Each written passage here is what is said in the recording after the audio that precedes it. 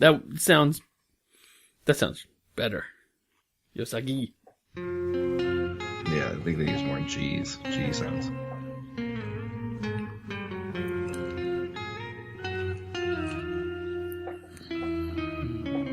Canadian dry ginger ale. Hey, you know what'd be an interesting podcast? Is if if you did one where radio theater, where you have different characters acting out the characters on the comic book as people read along. Ooh, that does sound interesting. I shouldn't have given that away. Does that already exist? I think it does. There's some old-timey Batman radio dramas where Batman swoops in and like it's all clunk clunk and it's Batman. I guess that's what like classic radio shows were like Superman and stuff. Yeah, Superman and stuff. Ranger. All right, let's get this started. Hi. It'd be cool to do for this one. What's that? It'd be cool to do for this book. Oh yeah. Whoosh and zit. Hi and welcome to Seattle's #1 comic book podcast, the podcast that is dedicated to the first issue of your next favorite comic, episode 90. I'm Larry. Should we call it episode 89 part 2? Episode 89.2. I'm going to change that in the notes. All right. Jot it down, Larry. 89. Because this is the continuation. Oh, right. I meant to. You might have been listening to us only moments ago. Conclusion. Talking about the first half. And you're like, why did you even divide it in half? I'll just listen to the whole thing at once. Oh, well, feel free to do so at your leisure. It's easier for us, though, because it's a long book somehow. It's a long book. There is a lot of dialogue in it, but there's definitely pages that don't have dialogue on them. It's usually either one or the other, though. Yeah, it's not wordy. There's a story. There's 3 stories actually. Yeah. All joined into one 45-page comic. And James and I talked last week about the first 30. The first 30 pages of this comic. Was it 30? Well, something around there. I think we ended up 28. 28. And it was 2 stories.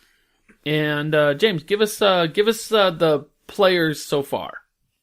All right, so we got Mr. Rabbit, Usagi himself. He's the Lone Ranger, or the what is it, Ronin. He's the samurai without a master anymore, searching for good deeds and the noble way. And he is with there's a panda guy, and he is a lord. He's Lord Noriyuki. Noriyuki, like Noriyuki, Pat Noriyuki from Karate Kid. No, I think you're wrong there. I think Pat Noriyuki. Oh, maybe that's his real name. Yeah, no, that's his real name. Oh, okay, because he was Mr. Miyagi. He's Mr. Miyagi, yeah. Mr. Miyagi is also, his real name's Noriyuki. Just like this panda character.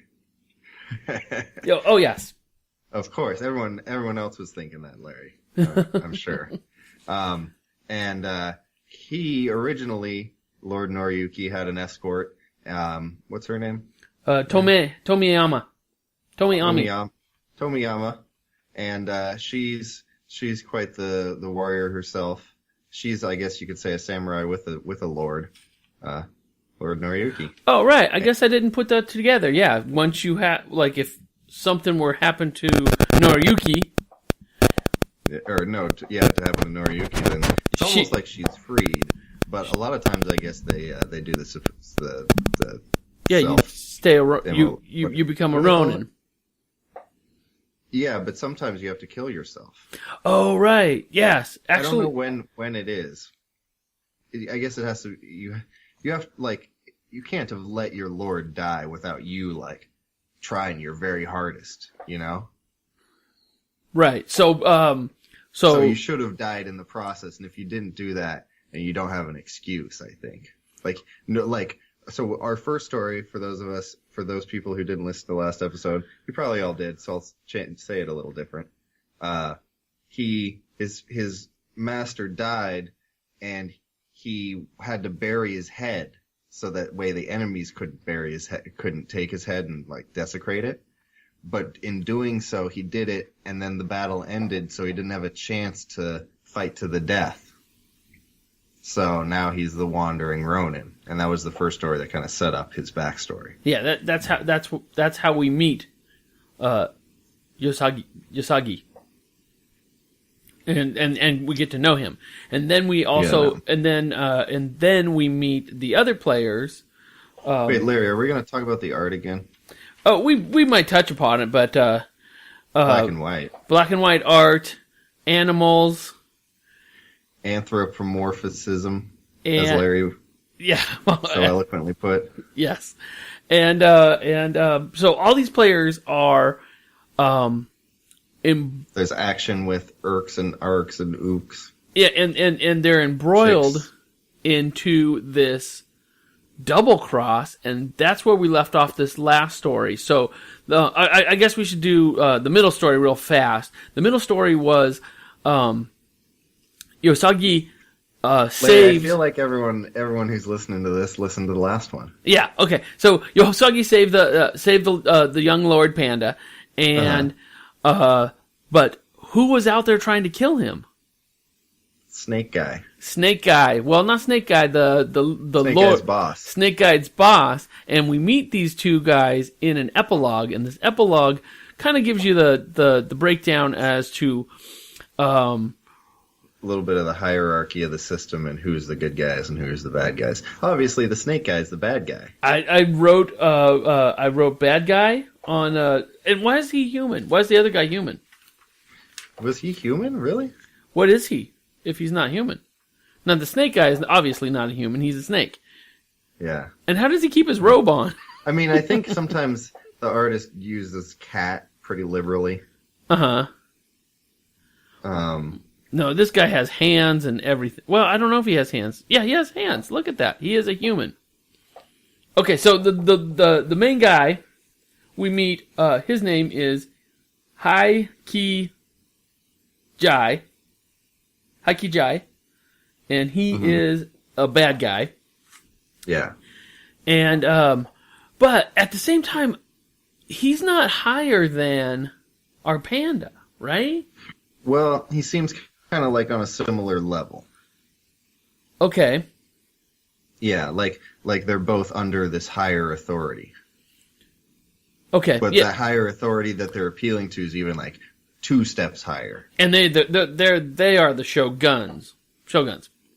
Yeah, I don't know exactly how it works. No, the shogun is the higher one. Yeah. So yeah. These guys cooked up this plot to kill the panda. And they sent word to their ninja band to kill the panda, and Usagi failed. Managed to get in there and save them, and yeah, so they failed, and that's basically what we're finding out here. How on earth did they fail? Well, they failed because Usagi jumped in there and showed them up. That's how gave him some action. Gave him some action, and that's how we end up with this confession falling into the hands of a shogun who is gravely injured, being dragged by his horse, and then going, and as luck would have it, of course. Yeah, he goes right past Usagi, who is on his way to the next adventure. Next adventure is happening right now. Next adventure is this adventure. And he frees him. Oh, there's that. What do you mean, crackle. freeze? Yeah, well, he frees him from the dragging horse. Oh, okay. Oh my gosh. I thought you meant like cold. No, he didn't freeze him. So he saves him, and he gets this the shogun gives him. He's like a wolf of some sort. No, he looks like a cat too. And he gives him this. Yeah, maybe badger. Yeah, he's got badger teeth. Yeah, their teeth are crazy. Yeah. So he gives him this letter, this confession, these orders to kill the panda. His dying wish. No, never mind. I thought you meant. Sorry. Well, he gives Usagi the this confession that he has obtained Yes. from one of the ninjas who got these orders to kill the young panda lord.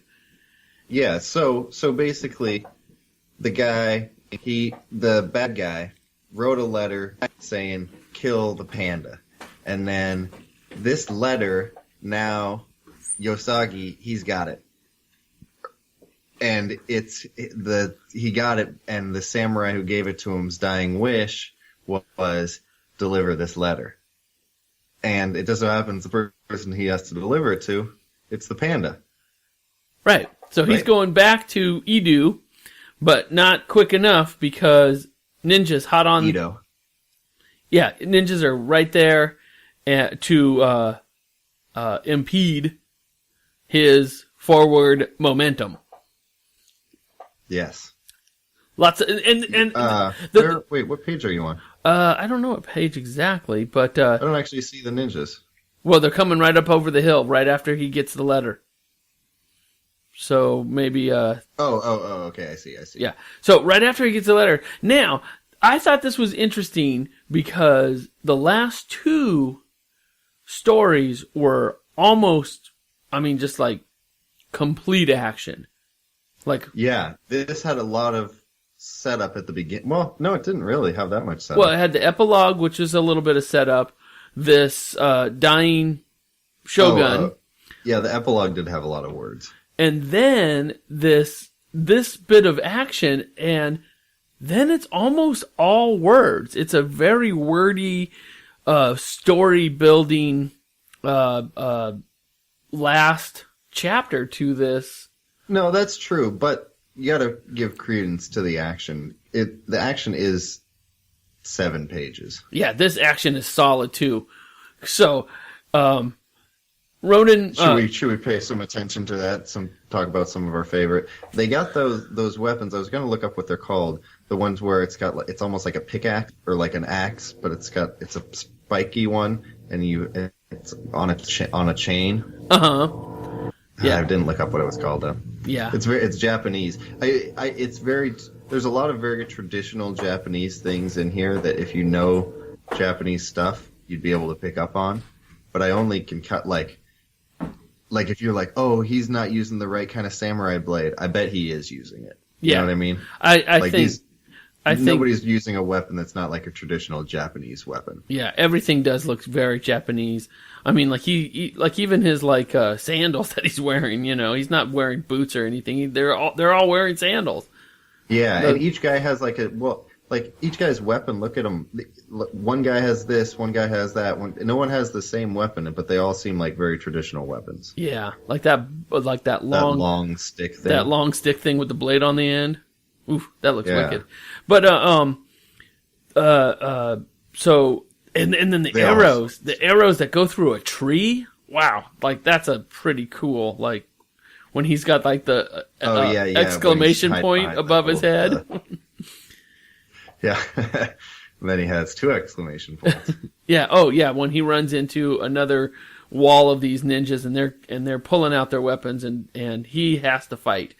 I like how he slashes the arrows in half that are being shot at him. Oh, but he still gets hit in the leg. Yeah. So he takes some fire and he took 1 fire. Yeah. To his ankle. Yeah, it doesn't look like he is. No, he takes one in the chest too. Well, next page. But it doesn't look like he's doing that great. Like a throwing knife to the chest that pinned him to the tree. Yeah, I love this scene right here. So 1, 2, 3 panels. He had planned to make it to the woods, but he didn't get that far, and they're like, "Let's rush him. He can't kill us all." And then it looks like he's going to kill them all. So there's 1, 2, there's 6 guys, and their eyes are all crossy because they just got gutted. They're just whoa. Yeah, but it's not it's not gory at all. No, it's comical. They look like silly cats that are just their eyes are crossed and their tongue is sticking out. Yeah, that's silly. One guy's like spitting, poof. Yeah. One guy looks like his tummy hurts. Yeah, that's exactly what it looks like. So here he takes the